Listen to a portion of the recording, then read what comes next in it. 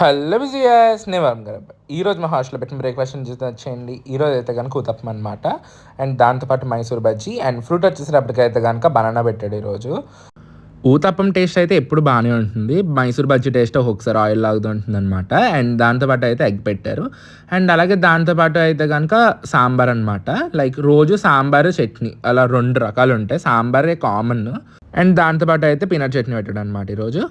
ఈ మధ్యన మిమ్మల్ని లైక్ చేయమని అడగట్లేదు కదా అని చెప్పి బొద్దుగా లైక్ చేయడమే మానేశారు. అండ్ దాంతోపాటు అయితే కనుక బ్రెడ్ జామ్ బటర్ అన్నది కామన్ అనమాట. మాకు డైలీ ఉంటుంది బ్రెడ్ జామ్ బటర్ అన్నది. నేనే రోజు అసలు తిన్ను, ఎప్పుడైనా తినాలనిపించినప్పుడు మాత్రం తింటూ ఉంటాను అనమాట. అండ్ ఈరోజు అయితే కనుక బ్రెడ్ జామ్ తీసుకున్నా. టోస్ట్ చేసుకుందాం అనుకున్నా కానీ చాలా మంది జనాలు ఉన్నారు టోస్టింగ్ దగ్గర.